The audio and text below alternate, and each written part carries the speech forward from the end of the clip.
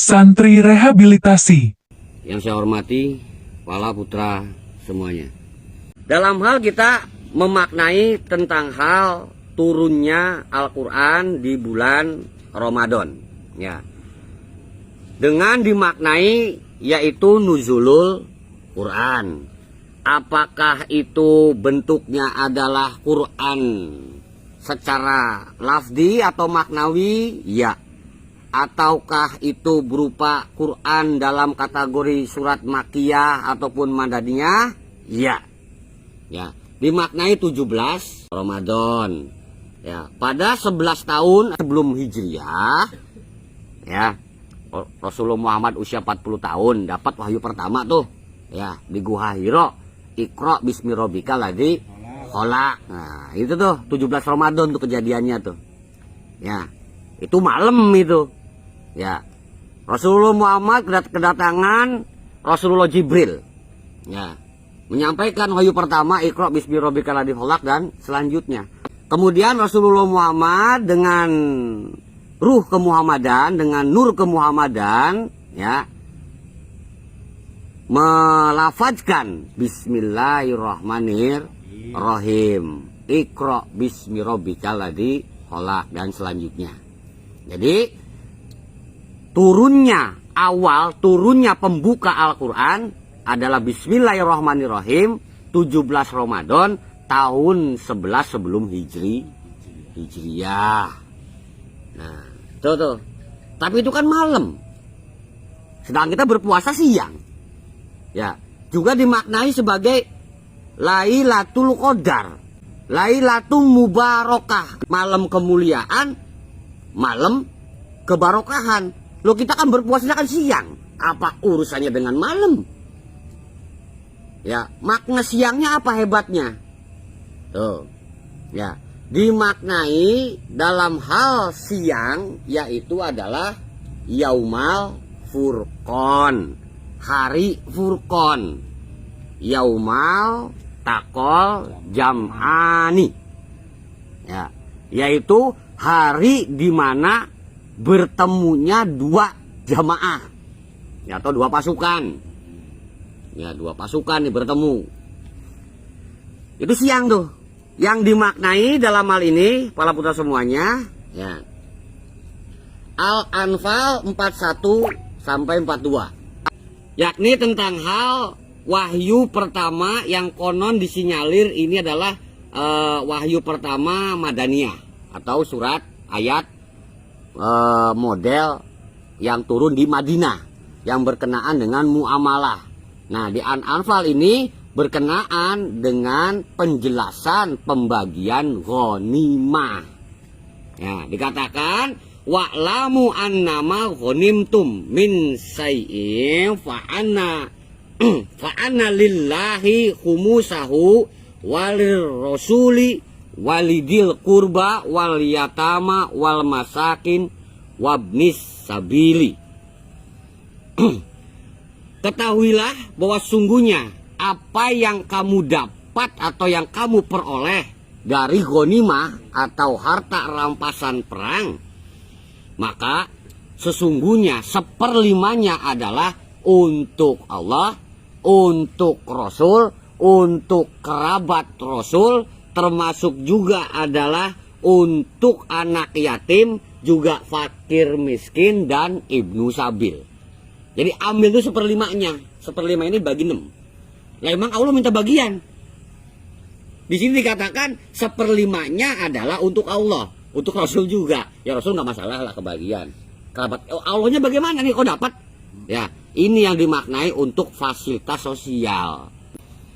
Kemudian in kuntum amaltum billahi wa ma anzalna ala abdina yaumal furqan yaumal taqal jam'an wallahu ala kulli syai'in qadir.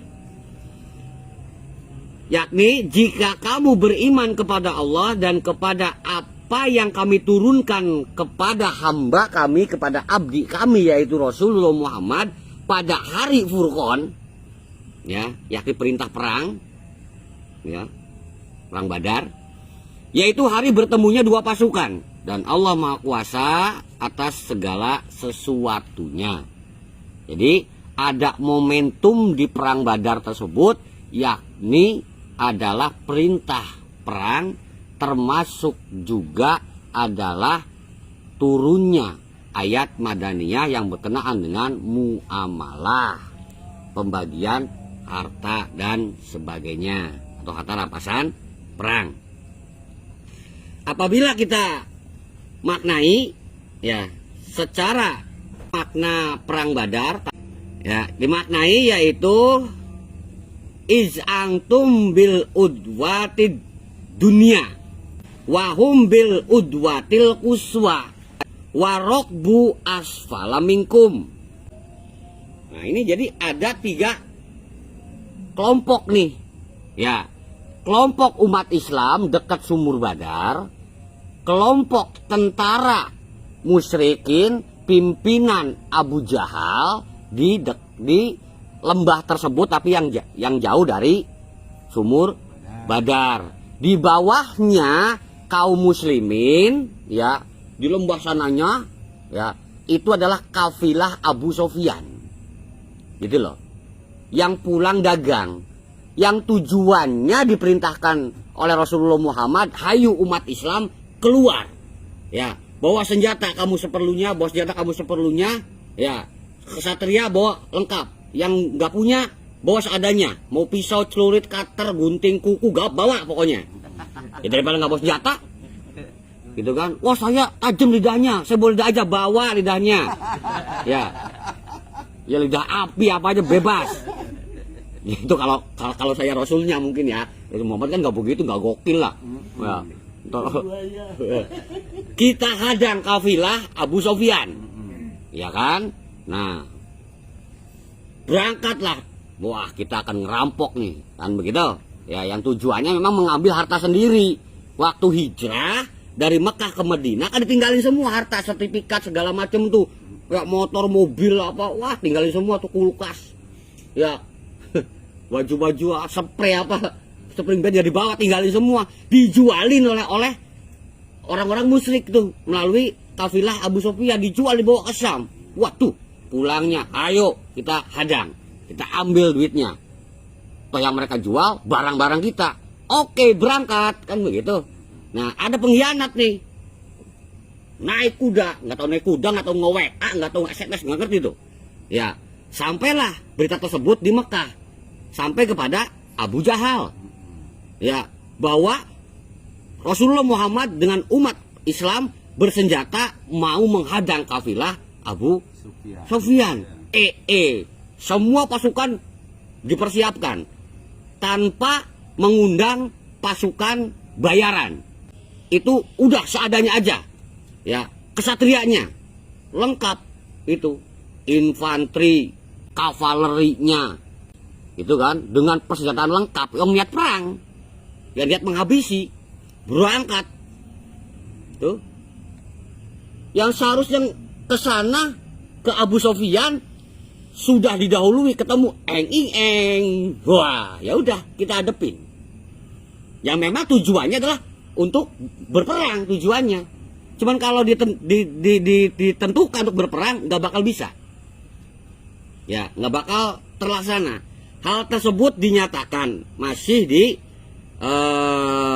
An-Anfal 42, ya, yakni di kalimat berikutnya, walau tawa'udtum, ya, sekiranya kamu mengadakan persetujuan untuk menentukan hari pertempuran, loh, ya, maka lastalaftum fil mi'ad, niscaya kamu tidak akan pernah sampai kepada perjanjian hari peperangan.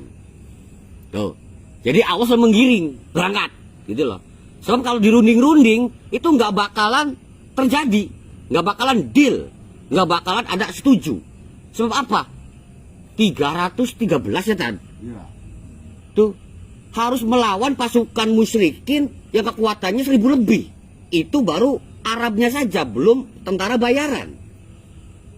Tuh, ya pikir-pikir lagi lah. Tapi Allah berkehendak, ayo keluar, biasa iming-imingnya luar biasa. Ternyata memang untuk dihadapkan dengan tentara 300 lawan 1000 lah kurang lebihnya, menang ya, dapat tuh 300 onta dan kuda ya, perlengkapan perang komplit tuh. Ada yang mereka kaum musyrikin perang bawa Android, bawa power bank, bawa cesan itu, wah kena semua perampasan perang.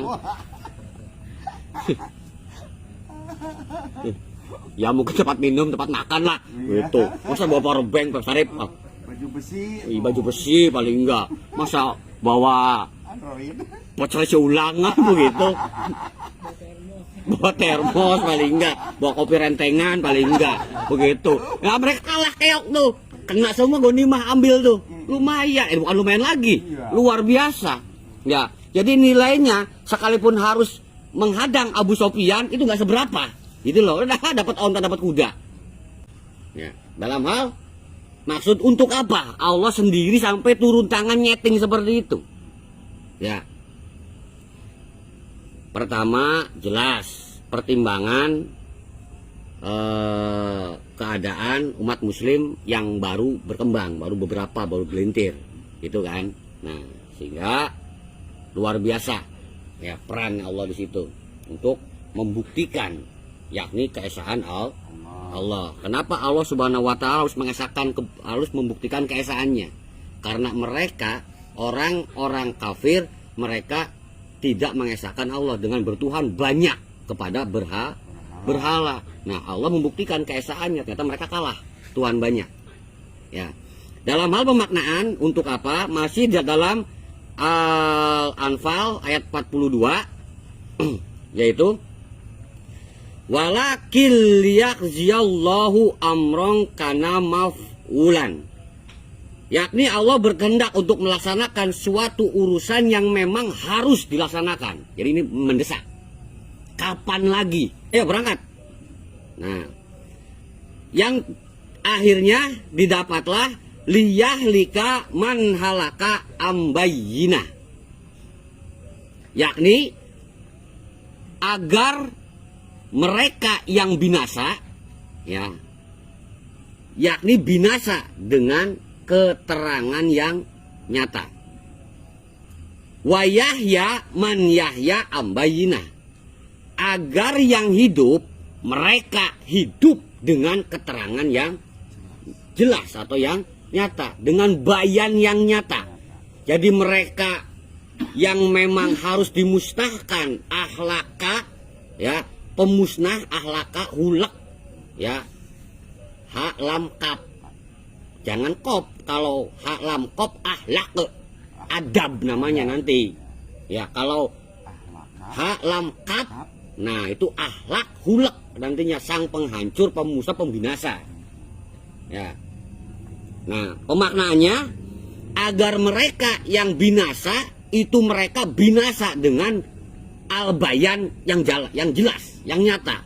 Agar yang hidup umat Islam nih itu hidup dengan penjelasan yang nyata bahwa yang namanya kafir itu adalah bakalnya musnah. Kesalahan, kemungkaran itu bakalnya lenyap. Yang benar, yang beriman, ya, yang memperlindungkan diri kepada hukum-hukumnya Allah itu yang akan hidup. Jadi bisa kita maknai nih, ya, hidup yang sesungguhnya adalah penuh dengan petunjuk, penjelasan. Ya, hidup sesungguhnya adalah bayanan, ya, atau bayinah. Nah, periksaan kita nih, selama ini hidup dengan petunjuk apa? Petunjuk diri dengan keegoisan, apa karep dewek, apa dengan petunjuk Allah atau Al-Quran atau petunjuk agama? Ya pipri sih, kan begitu. Kadang pakai petunjuk Allah, ya kadang semaunya sendiri, kan begitu. Udah nggak masalah. Ya berarti pipri setengah pahala, setengah dosa, kan begitu. Sekalipun perbuatanmu benar, tapi mengabaikan petunjuk Allah, itu jatuhnya ke makruh nantinya. Ya, jika banyak makruh, ya bisa jadi haram. Ya kan jadi kebiasaan. Contoh misalkan, dalam hal gampang aja waris, kata Allah, laki-lakinya adalah sepikul, perempuan segendong. Udah itu udah suatu perintah itu tuh. Tapi engkau kan maksa.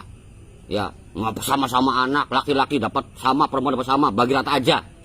Jadi budaya tuh. Jadi tradisi seperti itu tuh. Ya.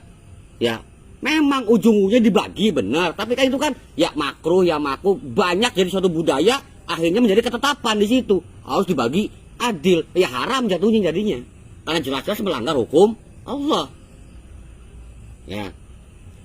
Sekalipun kita 50-50 nih, iya pahala, iya dosa. Oke, nggak masalah. Ya. Selesaikan di Ramadan. Semua yang kemarin kita hidup tanpa petunjuk, tanpa bayinah, ya. Kelar semua nih di bulan Ramadan ini nih. Diampuni semuanya dengan ketentuan lu puasa.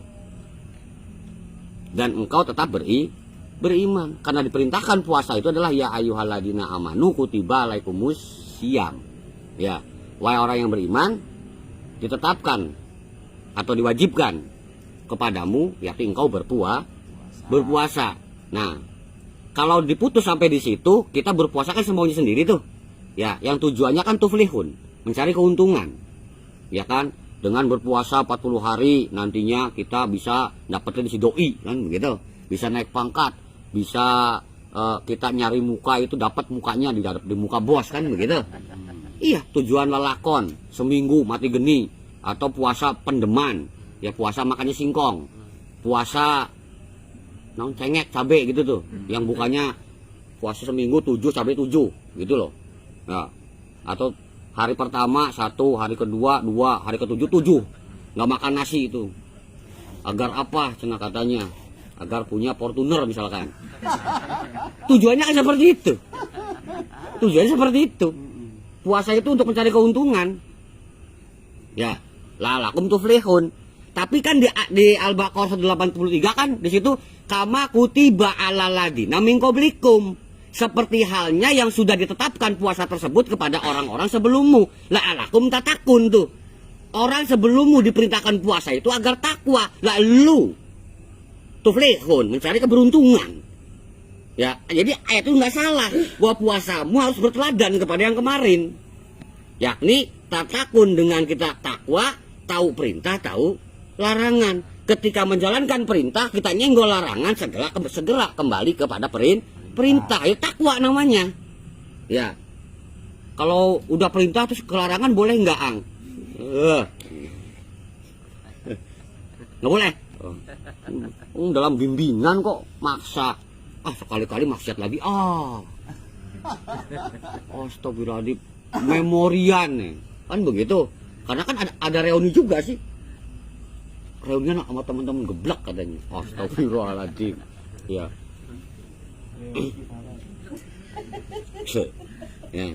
Jadi agar yang hidup jelas hidupnya, agar yang mereka binasa pun jelas binasanya. Nah, sampai kepada pemaknaan selanjutnya tentang hal yaumal takol jam'an Al-Imran nih 155 ya, tentang hal kok bisa gitu loh. Innalladzina tawallau minkum yaumal taqal jam'ani innamastazallahumus syaitanu biba'di ma kasabu. Sesungguhnya orang-orang yang berpaling di antaramu pada hari bertemunya dua pasukan, ya, mereka itu digelincirkan oleh setan. Tuh. Yang lari dari peperangan, mereka itu digelincirkan oleh setan. Yang mereka beriman kok, sudah hijrah kok, udah bener-bener lillahi ta'ala ikut Rasul kok. Ya, tiba-tiba dalam peperangan, puji, kabur, kan begitu. Pura apa aja tuh, macam-macam tuh, palek. Entar dulu kebelet katanya. Ya. Aduh, lupa. Bawa rokok korek ketinggalan. Iya. Lu bawa kopi nggak? Bawa kopi. Wah, termosnya belum ke bawah. Apa aja alasannya tuh? Intinya dia lari dari peperangan. Itu ketakutan intinya. Ya. Nah, disebabkan bahwa mereka itu adalah adanya kesalahan yang mereka perbuat di masa lalu. Gitu loh. Ya.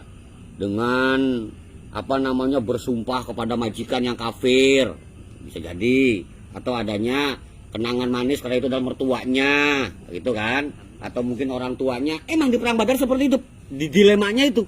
Ya, yang dihadapin itu orang tuanya, ya kakeknya, adiknya yang nggak mau taslim, yang nggak mau Islam itu tuh. Itu dilema. Padahal jelas-jelas persaudaraan semenjak itu dibatasi oleh tauhid. Ya, darah saudara, memang saudara, saudara. Ya, tapi persaudaraan Islam adalah dengan tauhid. Itulah. Gimana sinkronnya? Tetap jalan tauhid, hormati orangnya. Ketika orangnya tidak lagi menghormati kita, itulah musuh Allah. Bukan berarti musuh kita, enak aja loh. Musuh Allah, bagaimana Allah memerintahkan untuk kita berbuat terhadap musuh Allah? Finalnya kan binasakan. Ya binasakan mah gampang aja, ya kan? Dengan kita menjadi soleh-soleha, ya, kita makin disukai oleh lingkungan. Akhirnya lingkungan bisa ngebaca tuh bahwa mereka yang membenci kita itu mereka salah. Akhirnya mereka terkucilkan, sengsara tuh, ngebatin tuh, modar kan. Itu gampang kok. Tunjukkan pembuktian. Jangan dapat aku yang jauh, mati. La ilaha illallah, enak banget. Ya, Allah udah ngasih kehidupan, emak bapaknya udah ngerawat suruh hidup, gara-gara bermasalah denganmu, lantas lu matiin, enak baik. Ya, dosa besar itu nggak diampuni itu. Ya, salah satu dosa besar adalah membunuh dengan sengaja, maka hukumannya pun kisos, Anda dibunuh lagi. Ya, yang nggak dibunuh lagi sih, paling nggak dipancung aja. Sama, iya. Ya barangkali horor kan, maksudnya orang dibunuh lagi, enggak, cuma dipancung aja. Enggak banyak-banyak, cuma sekali aja pancungnya udah. Palanya buntung. Iya, jadi enggak 2 kali 3 kali, nggak mau babi buta gitu loh, enggak, cuma sekali aja, crak, selesai. Oh, berarti ringan ya, ringan banget. Tapi mati. Nah, mereka itu lari dari hari Furqan, ya, dikarenakan mereka digelincirkan oleh setan, ya, atau ketakutan dan segala macam, adanya was-was, ya, setan was-wasun, yang memberikan was-was, ya, atau karena banyak khawatir itu gerak hati, jangan-jangan nanti bagaimana, khawatir, kebanyakan khawatir jadi khawatir. Nah, itulah awal-awalnya setan seperti itu tuh. Jadi jangan gampang ikutin suara hati ya, karena setan berbisiknya dalam hati. Nah, dalam hal kemudian, ya, walaqad afallahu anhum, dan sesungguhnya Allah subhanahu wa ta'ala al-afu, ya, memberi maaf anhum, yaitu kepada mereka. Kenapa memberi maaf? Ya, lari dari peperangan kurang ajar kan begitu. Disebutnya tadi riwayat mengatakan 300, kata Pak Ustadz, kata riwayat 313, mungkin 13 lari kali ya. Ya tadi jadi tuh yang aslinya mules tadi tuh, yang ngambil termos tuh, ya, powerbank ketinggalan katanya. Ya, mau video secara langsung baterainya habis, ada aja alasannya. Ya, 13 orang lari misal tuh. Nah, tapi Allah memaafkan mereka, padahal lari dari peperangan itu dosa besar. Ya, kok bisa sih beda-beda Allah menentukan hukum? Tadi kembali. Ya ayyuhalladzina amanu, diperintahkan untuk berpuasa, bahwa seorang beriman tersebut ini di Ramadan, 17 Ramadan. Ya. Maka ada maaf di sini. Luar biasa kan? Ya. Innallaha ghafurun halim. Wa Allah Subhanahu wa taala pengampun dan juga penyantun. Jadi jangan ragu menjadi orang beriman. Ya. Harus pede jadi orang beriman. Orang beriman yang kalau maksiat nggak dosa, tenang aja. Diampuni. Karena apa? Orang beriman sadar, astagfirullahaladzim maksiat, astagfirullahaladzim arak, AO kan begitu. Ya, terlanjur ketelan. Ya, yang namanya hilap, astagfirullahaladzim, cepat kembali. Si goblok kan begitu. Udah. Coba kalau nggak ada iman. Woi, mantap sekali. Nambah bro, kan? Ini nih fatal nih karena nggak beriman. Orang beriman mah, si goblok AO, gitu kan? Lah, iya, 2 teguk padahal itu. 3 teguk keluarin 2. Iya, iya. Kayak air wudhu di bulan Ramadan ya. Kayak tadi ya. Kumur-kumur gimana ya hukumnya? Ya kalau kau kumur-kumur 3 kali yang nyembur 2 kali, saya kemana? Teleng loh. Untung itu mas 1. Ya kan ruksoh, katanya ruksoh. Iya, kumur-kumurnya pakai sirup marjan ya repot. Iya. Sirup marjan sisa sahur itu. Sisa sahur daripada dibuang ya. Ya, kumur-kumur. Kumur-kumur doang, yang nggak boleh kan minum ya gitu. Ini kumur. Jangan jadi kumurnya 3 kali, kenapa nyemburnya 2? Nah ini nih ada ketentuannya, maaf nih. Ya, nah dalam hal berpuasa pun sama, sebagai puasa ini sebagai bentuk Allah memaafkanmu. Tapi tidak semudah itu. Ada ketentuan perintah yang harus dilaksanakan, yaitu berpuasa. Semua kesalahanmu diampuni, dimaafkan. Ya, silakan berpuasa. Tidak boleh makan, tidak boleh minum, tidak boleh jima, tidak boleh lagwi warofasi, kan begitu. Tidak boleh Anda berbuat perbuatan yang sia-sia, dan tidak boleh rofat. Ya, termasuk jima, termasuk perbuatan yang tidak senonoh. Nih, ya, tahan itu aja. Bukannya tahan, tinggalin. Dan dari 5 karakter tadi, tidak makan, tidak minum, tidak jima, berarti tidak boleh berkembang biak, tidak boleh ngomong banyak, kan begitu. Dalam hal omongan yang sia-sia, yang nggak bermanfaat, perbuatan yang tidak ada tuntunan, tinggalin semua tuh. Nah ini bukan tradisi manusia seperti ini nih. Manusia mah paling nggak mirip hewan lah. Makan, minum semaunya, bebas. Karena Allah Subhanahu wa Ta'ala sendiri memerintahkan, wahai Adam dan Hawa, tinggallah engkau di surga ini, ya, di bumi ini, makan minumlah sesukamu. Ketika perintahku turun, maka jalankan. Jadi tradisi siapa nih nggak makan, nggak minum, nggak jima, nggak berkembang biak, menjaga lisan, menjaga perintah? Malaikat. Ya. Jadi kita dalam hal berpuasa ini disetting bukan jadi manusia. Sedang disetting ketaatannya seperti halnya malaikat. Karena apa? Yang turunnya juga Al-Quran. Al-Quran itu bahasa langit. Jangan bilang makhluk ya. Ya, Al-Quran makhluk langit. Sejak kapan Al-Quran makhluk? Ya. Ruh itu makhluk sejak kapan? Emang Allah menciptakan ruh? Enggak tertera kok. Ya, ruh mah ditiupkan. Tuh, nggak tertera tuh diciptakan, kami menciptakan ruh, menciptakan Al-Quran, menciptakan agama, nggak ada. Ya, diciptakan, diturunkan, dijadikan, diadakan, dibangkitkan, itulah prosesi Allah Subhanahu wa Ta'ala dalam hal mewujudkan kekuasaannya. Maka sifat wujud jadi sifat pertama di I'tiqadul Iman atau I'tiqadul Khomsin. Ya, di I'tiqad 50 tentang hal apa namanya, sifat-sifat Allah. Wujud dulu caranya, menciptakan, menjadikan, menurunkan, menghadirkan, yang membangkitkan, itulah Allah caranya tuh untuk mewujudkan segala sesuatu. Dalam hal pemaknaan, ya, asal kita terhadap apa yang memang kita perbuat, ya, kita patuh kepada perintah, ya, ada nyenggol ke larangan, kita sadar diri kembali. Lantas kita di bulan puasa ini kita berpuasa dengan penuh kerelaan hati, ya, kita disetting seperti halnya para malaikat, yang momentumnya di bulan Ramadan ini adalah sebagai turunnya Al-Quran bahasa langit, ya, kita disetting menjadi makhluk langit, siangnya doang, malamnya jadi manusia biasa, ya. Jadi kalau siang malam berarti setengah dewa tuh, ya, setengah malaikat sih. Barangkali terlalu keras, setengah dewa, setengah malaikat, setengah dewa dah. Ya, dewo. Dewo. Dewo siang malam. Tetap dewo. Siangnya ngelamunin kopi, malamnya ngopi. Ya kopi-kopi juga ujung-ujungnya.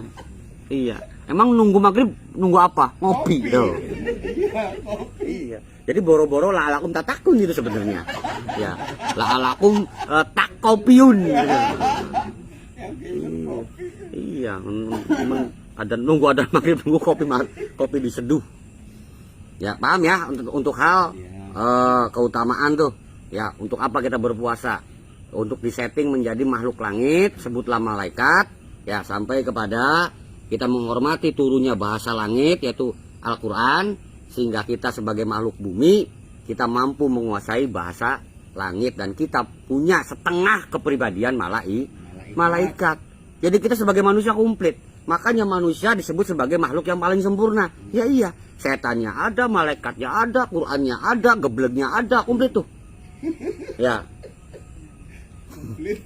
Iya, bedegongnya ada gitu kan. Ya, kapoknya ada gitu manusia tuh. Ya. Nah, Santri rehabilitasi.